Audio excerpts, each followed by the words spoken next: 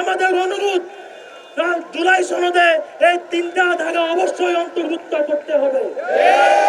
আমরা এখন সরকারের কাছে আমাদের পক্ষ থেকে সনদের মধ্যে আমাদের স্বীকৃতি, আমাদের পুনর্বাসন এবং রাষ্ট্র পক্ষ থেকে রাষ্ট্রের অঙ্গীকার এবং ন্যায় বিচারের দায়বদ্ধতা কিভাবে উপস্থাপন করবে তার একটা নমুনা উপস্থাপন করব। প্রস্তাবনা: আমরা বাংলাদেশের জনগণ স্বাধীনতা গণতন্ত্রপ্রিয় জাতি হিসেবে 2024 সালের জুলাই মাসে সংগঠিত ঐতিহাসিক গণঅভ্যুত্থানের বীর শহীদদের প্রতি শ্রদ্ধা নিবেদন করছি এবং আহত ও সংগ্রামী জনগণের আত্মত্যাগকে কৃতজ্ঞতার সাথে স্মরণ করছি। তাদের রক্ত, ত্যাগ, সাহসিকতার বিনিময়ে নতুন করে উন্মোচিত হয়েছে স্বাধীনতা, গণতন্ত্র এবং ন্যায়ের পথ। এই সনদ আমাদের অঙ্গীকার যাতে শহীদদের রক্ত বৃথা না যায়, আহতদের স্বপ্ন পূর্ণতা পায় এবং বাংলাদেশ হয়ে ওঠে একটি ন্যায়ভিত্তিক, মানবিক, গণতান্ত্রিক, সমৃদ্ধ কল্যাণ রাষ্ট্র। ধারা 1, শহীদ এবং জুলাই যোদ্ধাদের স্বীকৃতি। 2024 সালের জুলাই গণঅভ্যুত্থানে জীবন উৎসর্গকারী শহীদদের আমরা জুলাই শহীদ জাতীয় বীর হিসেবে ঘোষণা করছি, যাদের আত্মত্যাগে বাংলাদেশ পেয়েছে নতুন স্বাধীনতা। আহতদের আমরা জুলাই যোদ্ধা বীর হিসেবে স্বীকৃতি দিচ্ছি। তাদের সাহস ও রক্তের বিনিময়ে আমরা পেয়েছি গণতন্ত্র, মুক্ত কণ্ঠ এবং ন্যায়ের প্রতিশ্রুতি। ধারা 2, জুলাই শহীদ এবং আহতদের প্রতি রাষ্ট্রের অঙ্গীকার। রাষ্ট্র এই মর্মে অঙ্গীকার করছে যে শহীদ পরিবার এবং আহতদের আজীবন সম্মান, চিকিৎসা, শিক্ষা এবং কল্যাণের পূর্ণ নিশ্চয়তা প্রদান করা হবে।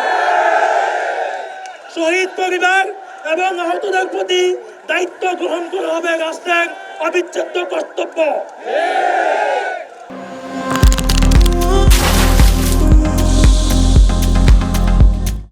আহতদের সকল চিকিৎসা, পুনর্বাসন, কর্মসংস্থান ও কল্যাণমূলক দায় রাষ্ট্র সরাসরি বহন করবে।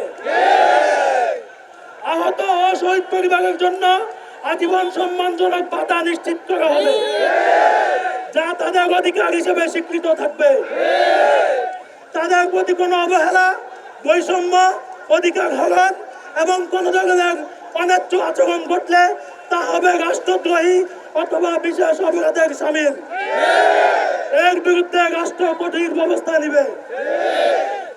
শহীদ পরিবার ও আহতদের জন্য বিশেষ আইনি সুরক্ষা ও বিশেষ সহায়তা কেন্দ্র স্থাপন করা হবে। ধারা 3, ন্যায় বিচার ও দায়বদ্ধতা। শহীদ ও আহতদের উপর সংগঠিত দমন পীড়নের জন্য দায়ীদের বিরুদ্ধে আন্তর্জাতিক মানদণ্ডে বিচার কার্য সম্পূর্ণ করা হবে। একটি স্বাধীন ও ন্যায় কমিশন গঠন করা হবে, যেখানে ভুক্তভোগীরা তাদের অভিজ্ঞতা ও সাক্ষ্য পেশ করতে পারবে। এটা হচ্ছে রাষ্ট্রের প্রতি আমাদের অনুরোধ, জুলাই সনদে এই 3টা ধারা অবশ্যই অন্তর্ভুক্ত করতে হবে।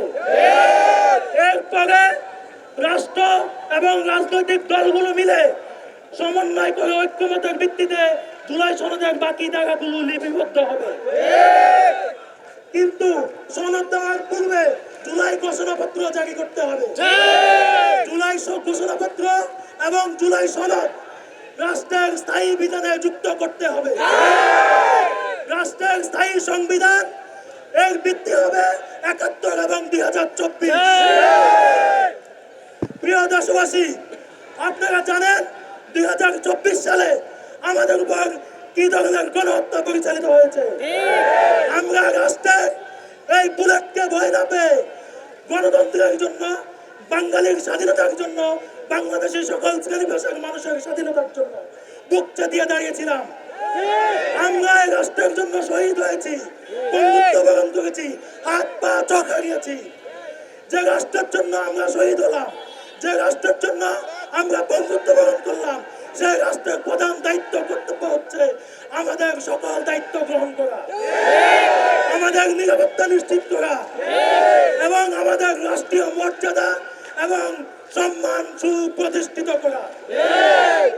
আমি সরকারকে বলতে চাই, আপনি বারবার প্রতিশ্রুতি দিয়েছেন, প্রতিশ্রুতি রক্ষা করতে পারেন নাই। এবার আমরা আর কোনো টালবাহানা মানব না। সরকার প্রধান নিজেও যদি প্রতিশ্রুতি দেয় সেটাও মানব না। আমরা জুলাই ঘোষণাপত্র এবং জুলাই সনদ নিয়ে ফিরবো ইনশাআল্লাহ। যতক্ষণ না পর্যন্ত জুলাই ঘোষণাপত্র এবং জুলাই সনদ জারি হবে ততক্ষণ পর্যন্ত আমাদের শান্তিপূর্ণ অবস্থান অব্যাহত থাকবে ইনশাআল্লাহ।